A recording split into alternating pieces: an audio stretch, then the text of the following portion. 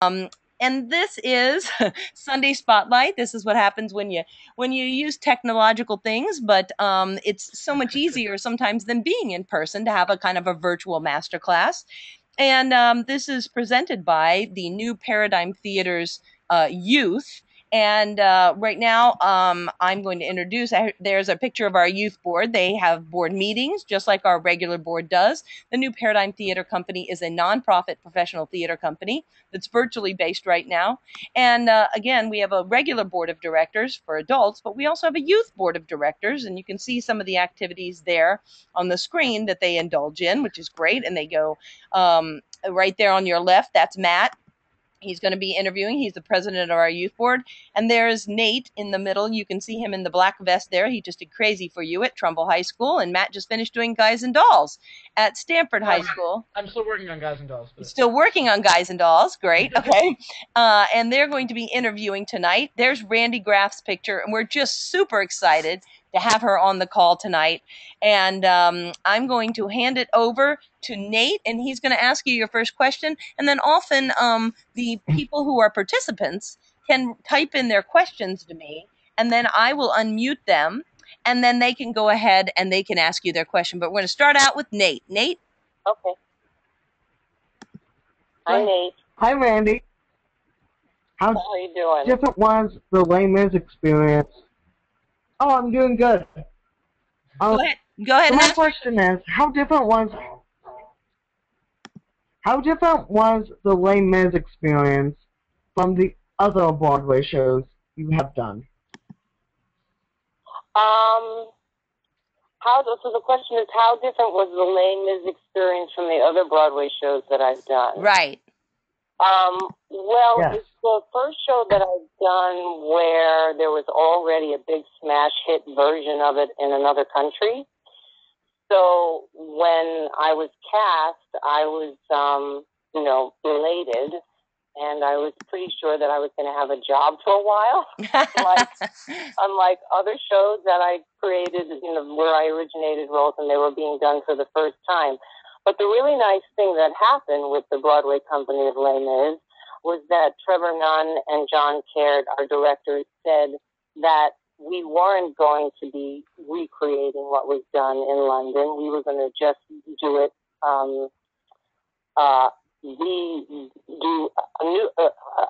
the Broadway version of it, meaning we were going to be able to create it. So we actually discovered some new things in rehearsal in New York and some new things out of town in D.C. that later were put into the London version. So we all felt very excited about that because we didn't want to just sort of, we wanted to be able to call it our own and do our own version of it. And they invited us to do that from day one of rehearsal. So that was very exciting. And we're looking right now, Randy, at your famous picture that's in the collections, the Les Mis collections, that every single person who's ever worked on anything from Les Mis has seen your picture. So I know there are a lot of people on this call that probably idolize you quite a lot. So they're excited. Are you looking at the picture of Fontaine on the floor clutching the necklace? Yes. That's a good one. Picture. Yeah, it's beautiful. It's beautiful. All right, Matt. Yeah. All right, hi. Hi. So, did you feel pressure when you realized that you'd be originating this role on a Broadway stage? And did you worry that you'd be typecast in that kind of role after that because it was such an idol of a role? Well, Matt, that's a very interesting question. I'm going to address the second half of the question because, first of all, I'll go back to the first half. You know what? I didn't feel any pressure because of our wonderful directors. We really felt that we were creating it for the first time. So I don't think any of us felt that pressure, and they really encouraged us to just bring what we have to the table. And I did get Patti LuPone's blessing, which was very nice.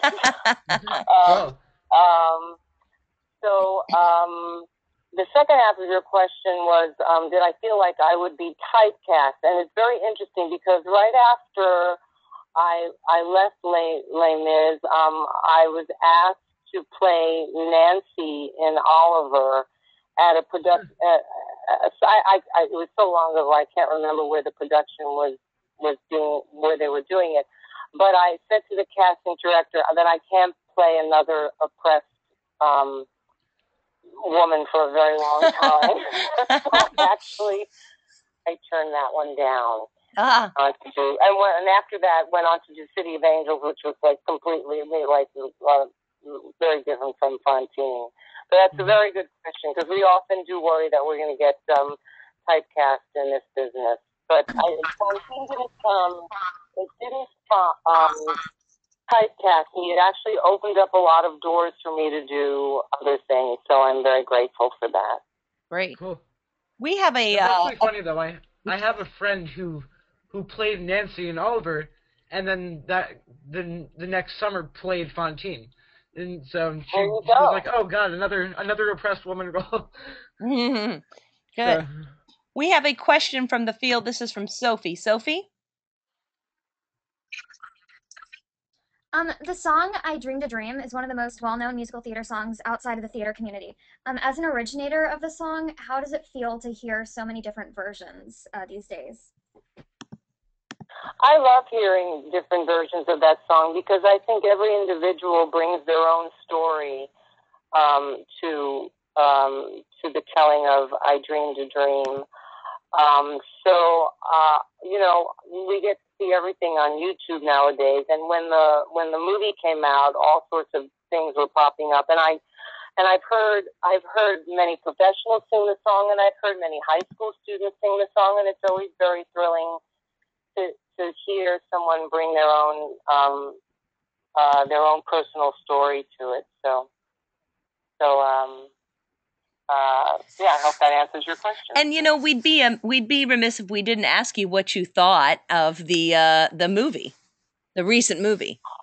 Oh, well, I really, really liked it a lot, and I actually saw the day after Thanksgiving. I went with my best friend and my cousin who's a film director, who had tickets to see the very, very first screening in the United States of "I Dreamed a Dream." So we went to Alice Tully Hall, and that's where we saw it. And the director, Tom Hooper, and the cast, the principals, except for Hugh Jackman and Russell Crowe, they were all there. Wow. And it was pretty cool. And Tom Hooper had just actually finished editing the movie at 3 a.m.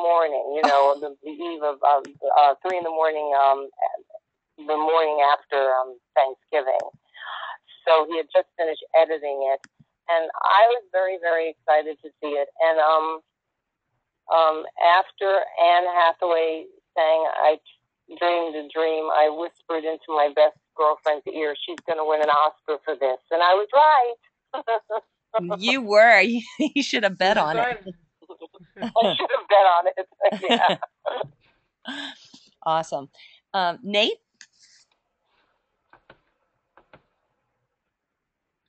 Nate? Oh, we can't hear Nate now. There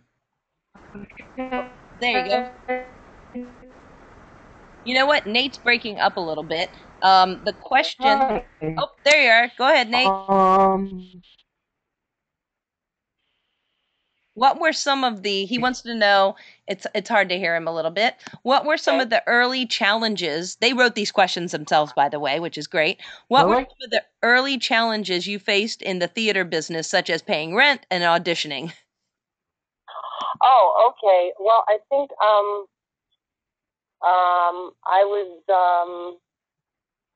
had all sorts of different, jobs to sort of pay the rent. I tried waiting tables. I was really, really bad at it, so I sort of handed in my uniform, and I did a lot of temp work. I actually handed out free samples of cigarettes on street corners. I did all sorts of crazy things to just pay the rent. But I pounded the pavement for a very long time. When I graduated college, I went to a lot of, before I got my equity card, I went to a lot of open calls and non-equity summer stock and dinner theater auditions and sang my 16 bars. And I was, when I graduated college, I was cast in a non-equity production of Gypsy. I played Louise in Gypsy, and the theater where we did Gypsy eventually became an equity theater. And when they became an equity theater, I was cast in Promises, Promises, and that's how I got my equity card. And once I got my equity card, I still didn't have an agent. I was going to open calls again. And then you all know the show Grease. Mm-hmm. I had gone to a couple of open calls for that, and they sort of cut me off in the middle of my 16 bars, and I was devastated because nobody tells you in college that you don't necessarily get through 16 bars. That if you're not the right type, they just cut you off when they've seen enough. So I did my, 8 bars of their worst things I could do, and I got cut off. And I remember calling my college boyfriend from a phone booth, just crying on the phone. I was just devastated. But the reason I'm telling you this grief story is because it really was my entree into the business. What happened was I had a connection. I have a couple of relatives that are in show business, and they were auditioning for an understudy for a rose company of Grease. And my cousin's boyfriend at the time, now husband, was the musical director of Grease on Broadway. So I asked Ben if he would be able to get me an audition. And I was pretty gutsy. He would be able to get me an audition and play my audition for me. And so, of course, when you walk into your audition with the musical director, they pay a little bit more attention to you. And back in those days, the auditions were held on Broadway stages. So we walked into the Royale Theater, and I sang all of There Are Worse Things I Can Do. I was hired as an understudy, and I went on the road for 10 weeks, and I made my Broadway debut in Grease as an understudy, because Grease was running for such a long time. They used to bring, whenever the Broadway cast would take vacations, they would bring people in from the road to cover their vacation. So I was brought from the road into the Broadway company for a week, and I got to actually go on that week. So I made my Broadway debut in Grease, which is why I tell that story. That's awesome. We have another question from the field. This is from Michelle Bell. Hello? Yeah, go ahead, ask your question. Do you suggest getting your equity card as soon as we get out of college? Oh, dear. Beth, I get that question all the time. What I think is important when you get out of college, or even while you're in college, because I started auditioning when I was a junior in college, is that you just start auditioning, just to get used to auditioning in a professional way. And go to non-equity calls and go to open equity calls and just audition as much as you can. And if there is an opportunity along the way to get your equity card because of maybe you're interning somewhere, then that's a great way to do it. But, if you're just getting out of school, the competition in the non-equity world is hard enough. It's even harder in the equity world. So I really think you need to get as much experience as you can. And if an opportunity does present itself where you can get your card instead of, I have no idea how much they cost now. I have a question for you. Are people able to just go to equity and buy a card? Is that possible these days? I don't even know. I don't think so. They've got that point system now, but I think you just gave excellent advice. Yeah. No, I know people feel differently about this, but I actually think getting the experience of auditioning is very important when you first get out of school. And if that means just going to lots of non-equity calls, that's what I would recommend as far as getting your card. Maybe that can happen somewhere down the line. And they're sending out. If you get cast in an equity show right after that, then fantastic. Right. And they're sending so many tours out non-equity too. So. Exactly. All right. Excellent advice. Matt? All right. So how do you feel that, as you continue your experience in the Broadway community, how do you think that it influenced you over the years? And what kind of advice would you give to young performers who are looking to pursue a career on Broadway? You were breaking up a little bit on me. Let me make sure I have the question right. What advice would I give to performers who want to be on Broadway? Is that the question? Yeah, he also said, how do you feel that the Broadway community itself has influenced you over the years? And then what advice would you give young performers? Okay, well, the Broadway community is like a little family. When you're working in a Broadway show, you get tremendous support from all the other Broadway shows. And, on opening night, you get all sorts of faxes and gifts. And it really is, I mean, you have to be in it to know what it's like. But it really is like a college campus. It really is like an intimate family. And I tell you something, my advice to all of you is to aspire to be a working actor. Right.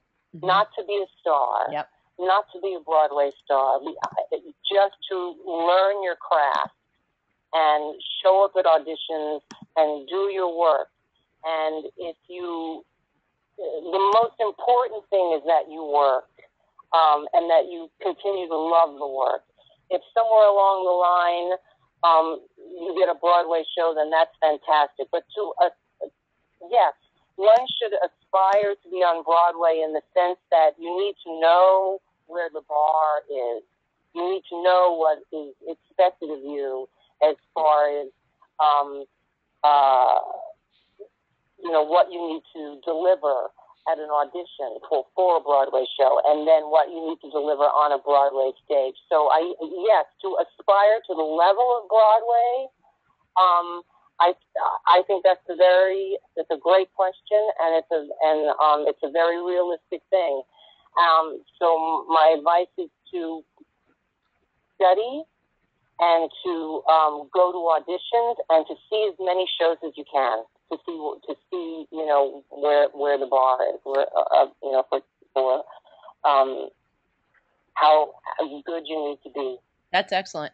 We have a question from Christina, I think kind of along those lines. Christina? Hi, Randy. Hi, Kristen. Can you hear me? Yes. Yeah. Okay. My question is, how did you prepare for this career? I mean, in terms of studying, was this something that you had always wanted to do, in terms of vocal lessons and preparing for your craft?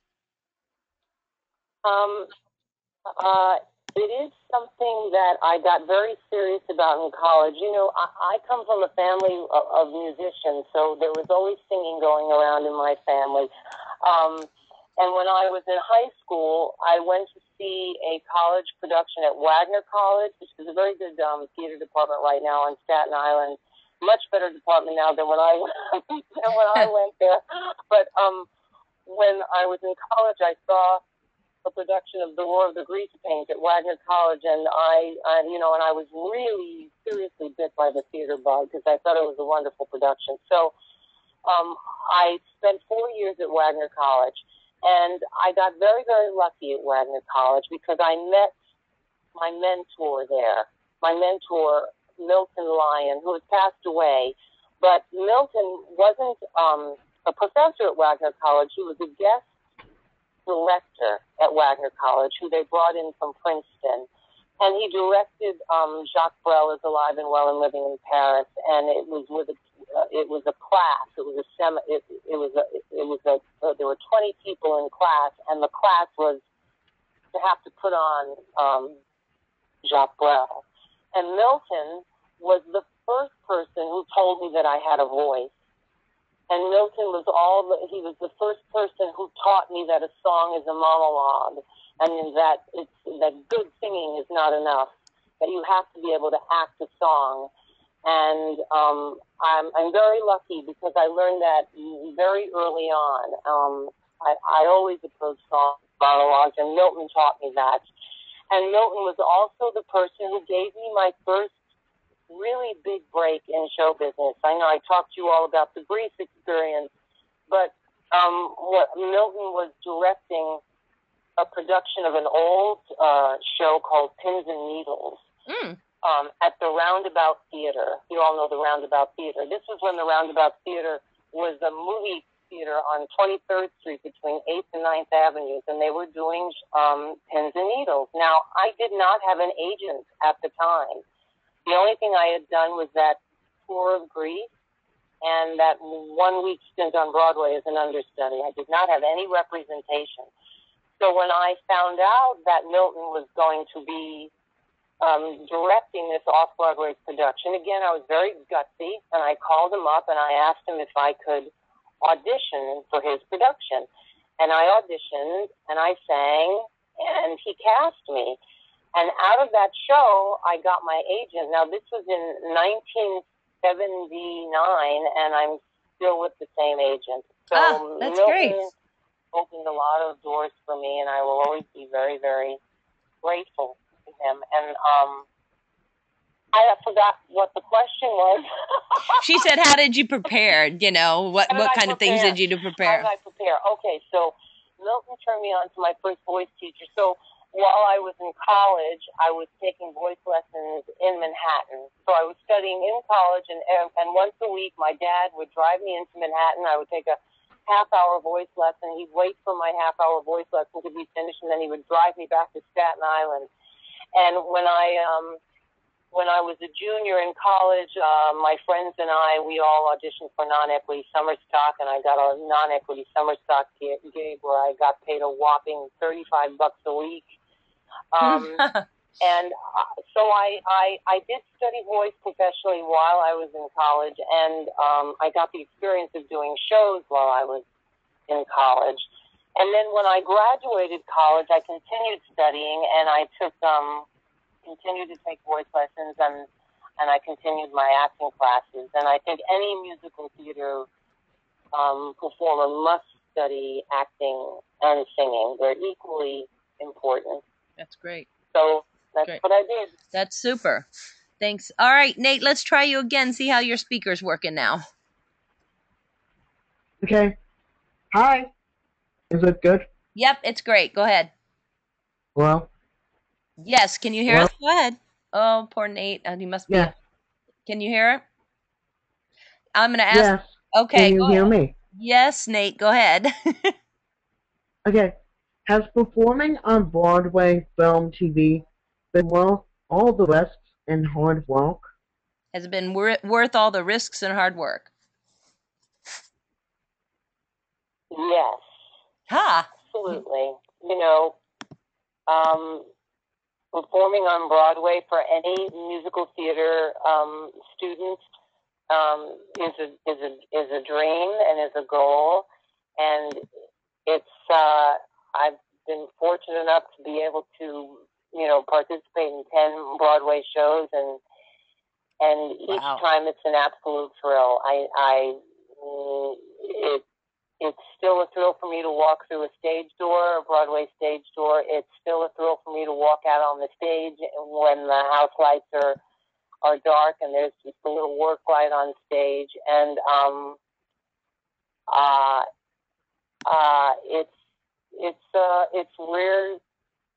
it's a very, very exciting place to be. Having said that, I've also done worked at some wonderful, wonderful regional theaters around the country, whose work is just as good, if not better, at times than some of the things that I've seen Broadway. So I just think it's important to work and to collaborate and just to keep the creative juices flowing. And while you've been talking, Randy, I know you can't see what's on the screen, but we showed bits and pieces of your bio and some of the shows that you've been in, pictures from some of those regional shows. And I agree with you.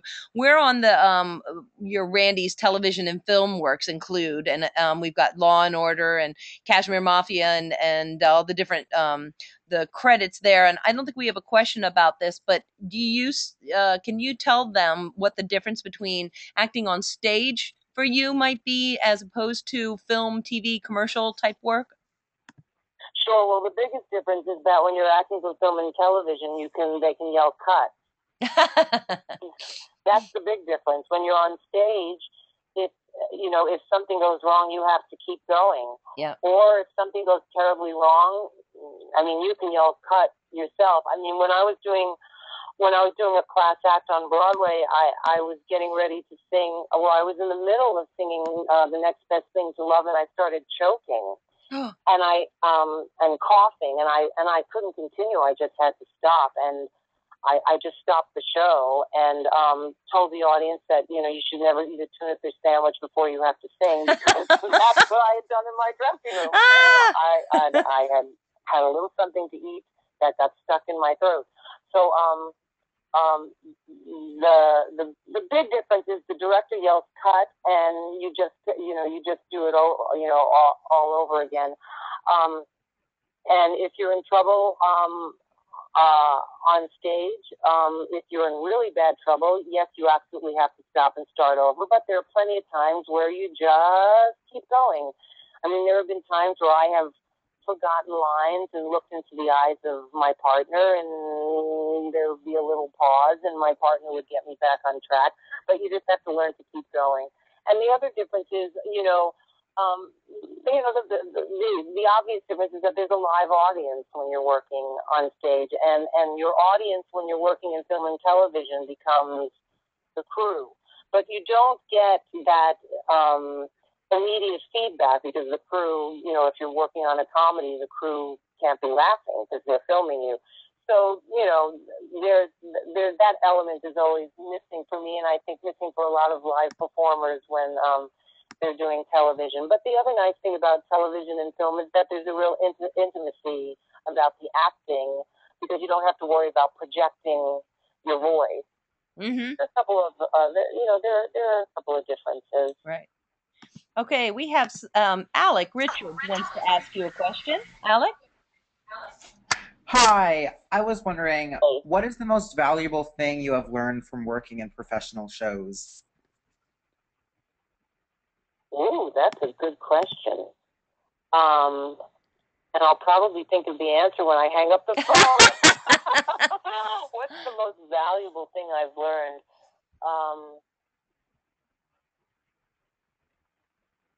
The most valuable thing I have learned, and that I continue to learn, and that I continue to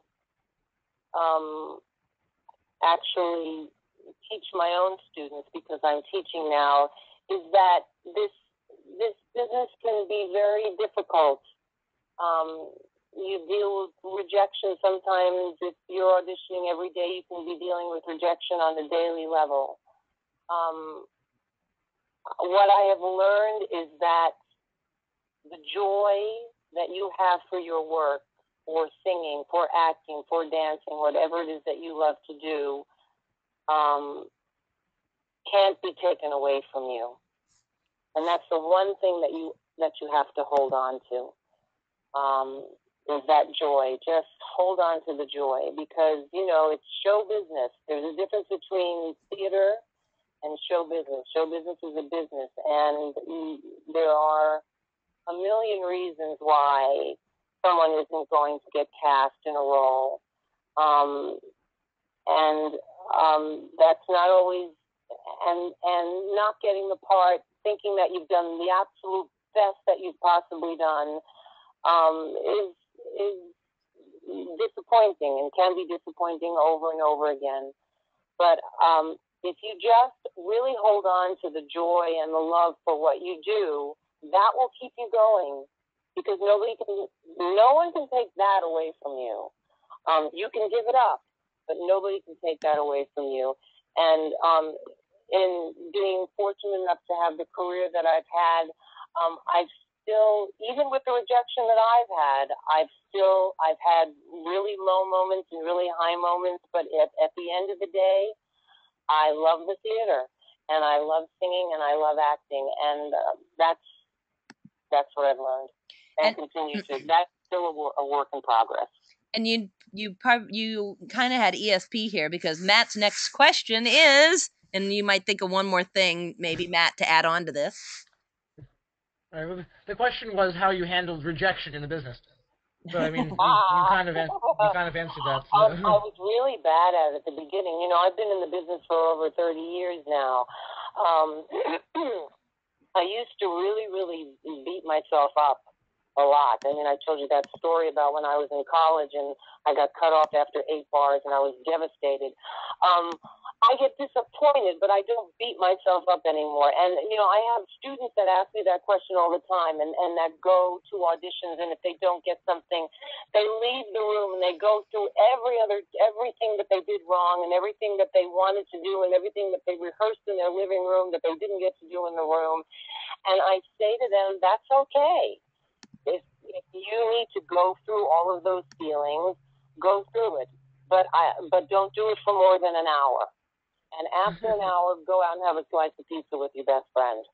That's good. That's good. If you know, if you're going to feel crummy after an audition because of what you did do, what you need to, you know, that's what it is. If you need to feel it, go ahead and feel it. Just don't take it. Don't spend the whole day obsessing about it. And that's the biggest difference. Is that, you know, it used to take me such a long time to get over rejection, and now if I don't get something, it really doesn't. I get a little disappointed, but I move on. But it takes, you know, it takes a long time, right? To build up. I mean, I've been doing it a long time, and it takes a long time to finally feel liberated that way. Right, Caitlin. So you know, you just got to keep doing it. Caitlin has a question for you, Caitlin. Hi. What is your favorite song to sing at an audition? God, I have a couple of favorite songs.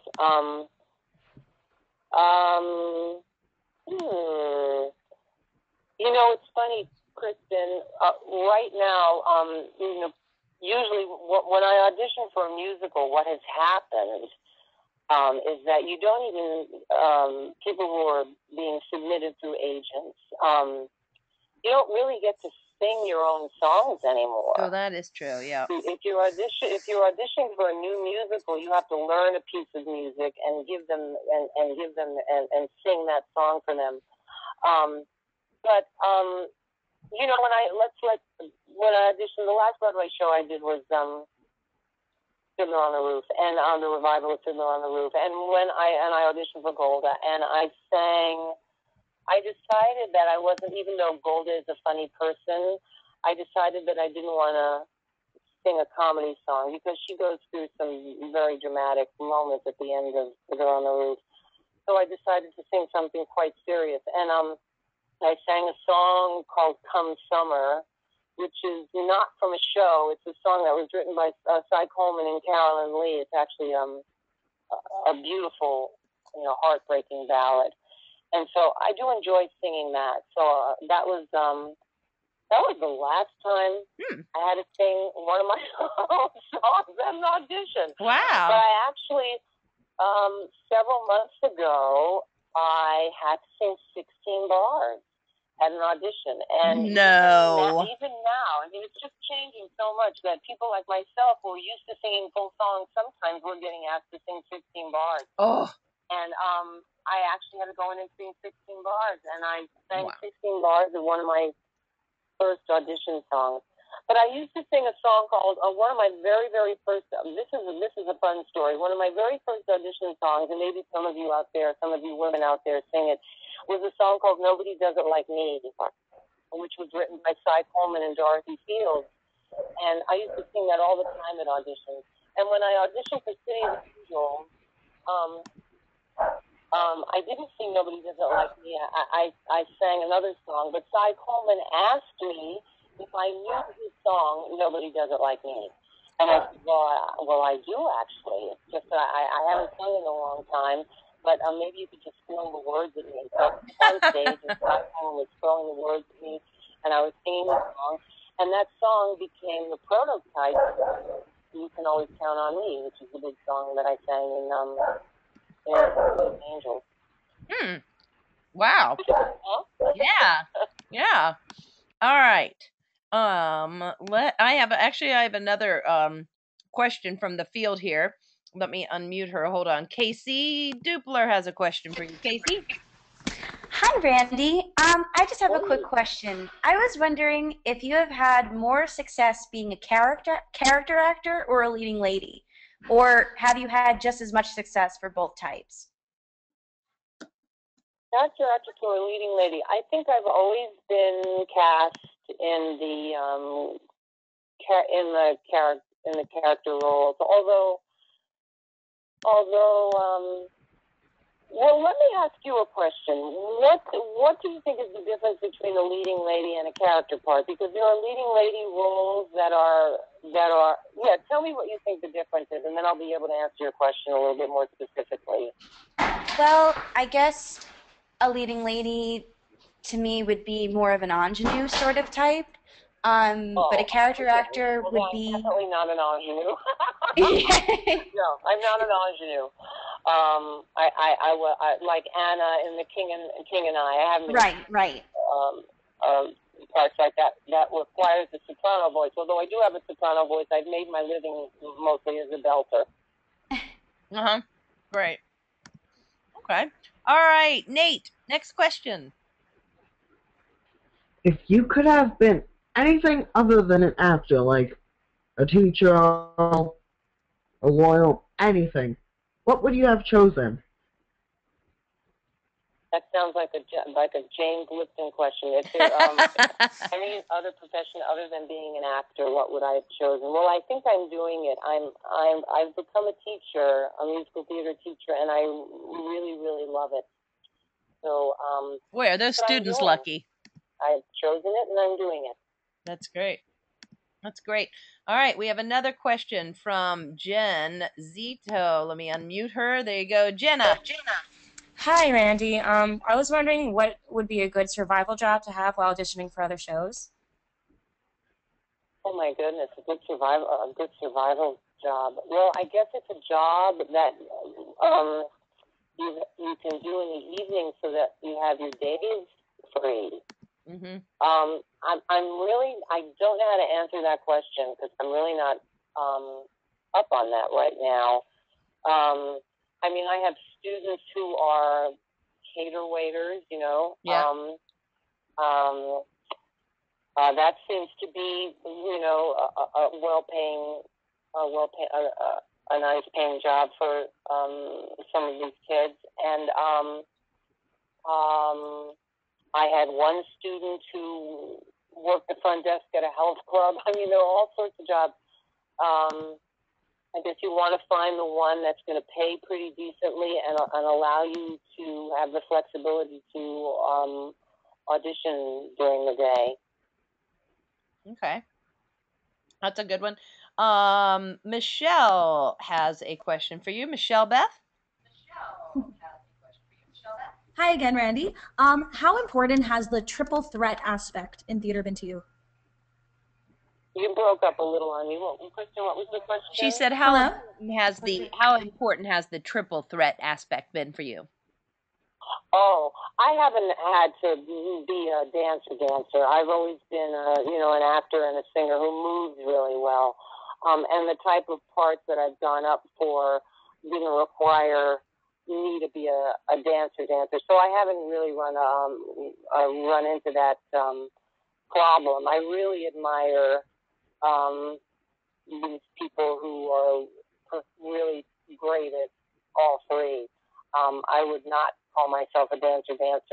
Many years ago, I was auditioning for an Alan Menken musical called Kicks, and it never got on, but it was about the Rockettes, about being a Rockette. And I went in and I sang and I read, and they asked me to go to the dance call, and I was terrified because I was there with people like B.B. Newworth, this was a long time ago, and I sort of faked my way through the tap combination, and then I faked my way through the jazz combination, and then when we had to do the ballet combination, I literally walked up to the choreographer and asked him if I could go home. You can't fake your way through a ballet combination. That's true. And he said, "You're doing so well." I said, "No, I'm not. I have to go home now." I was I just went home. Oh man, I've had those. All right, Caitlin has another question for you. Caitlin. Hi. How do you handle nerves before an audition? Oh, how do you deal with it? That's a really, really good question. You know, it's a very personal thing what you do with nerves. One thing that I would recommend is that, you know, the most important thing is that you be super, super, super prepared. And if that means you have to sing your song and do your scene 5-10 times a day, then so be it.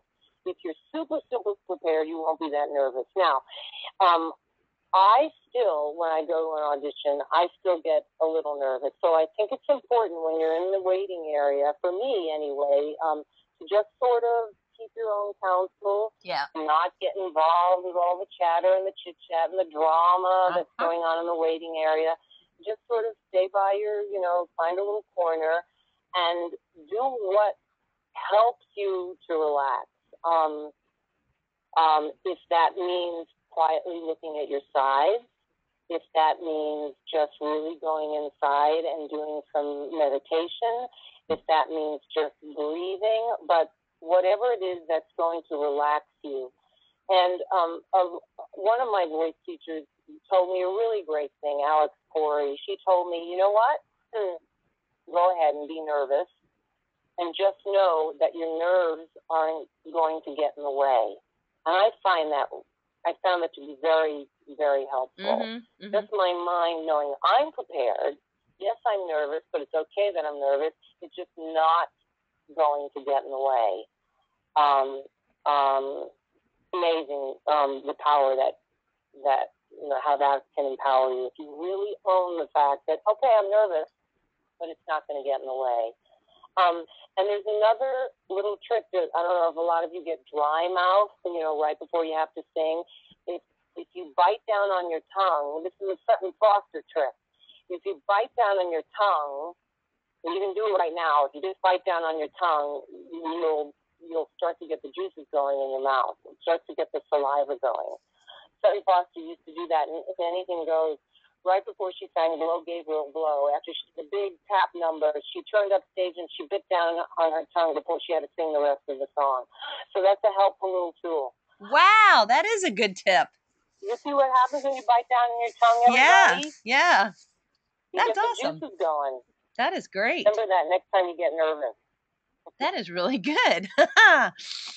Nice. If there's nobody else that has any other questions, Randy, are you by any chance on Facebook? No, I'm not. I don't do any of the social networking. I don't do Facebook or. I'm sure they might want to all. I'm sure they all want to thank you, and everybody who is listening in on the call is so grateful, and I've learned as well, which is always nice. Anybody who wants to, we're doing this every 2 weeks now on Sunday night at 8, and you can always write to me or to NPT Youth Presents Sunday Spotlight. That's our Facebook page that the teens have organized. We also have a YouTube channel, and when we're finished with this, we'll immediately convert it and put that the recording up. So if somebody missed it, if you have a friend who wanted to hear all the wonderful advice that Randy has given, they can watch that on YouTube. And but again, if you go to our Facebook page, NPT Youth Presents Sunday Spotlight, and of course the theater company itself is npttheater.org. And we have enjoyed having you on the call. Matt or Nate, do you have any final questions for Randy? Actually, I'm curious to know who were some of your inspirations in the theater community as you were kind of, you know, up and coming, you know, in high school and college, and the people that you looked up to. Well, when I was growing up in Brooklyn, I was very like every young girl in Brooklyn. I was very, you know, my big singing influence was Barbra Streisand,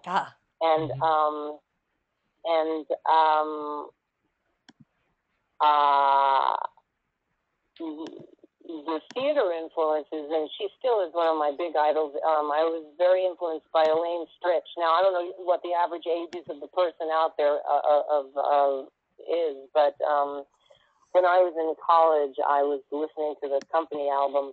And used to listen to Elaine Stritch, and it's not that Elaine Stritch is a great singer by any stretch, but she just has a way of acting a song and acting a lyric that I just think is unparalleled. So she was a big influence for me, and Angela Lansbury was a very big influence for me. When I was in college, my father took me to see Gypsy, and we had box seats, and I remember looking into the wings and being able to see the actress playing Louise make all of her strip changes.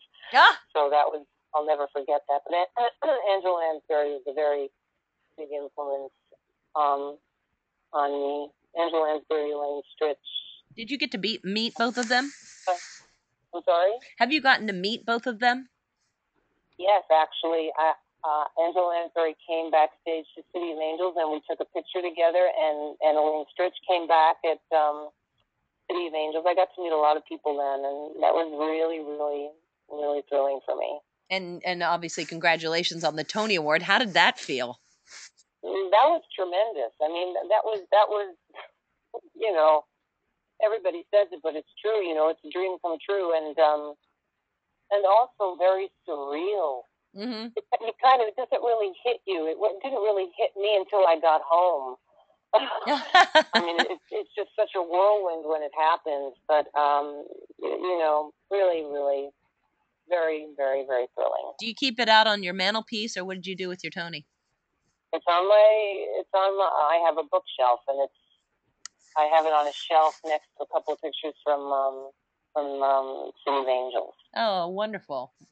Well, congratulations for that, obviously, and just thank you so much for giving us your time tonight. And it really means a lot. And I know everyone on this call learned, and that as a teacher myself, that's what I find the best about performers like you who have done so much and yet are still giving back. And we appreciate it so much. Oh, well, I just want to thank you all for the opportunity and to answer your great questions, and just tell you to just keep at it and follow your bliss, everybody. That's great. Thank you, Randy, and thanks everyone for tuning in. Thanks so much. Thank you.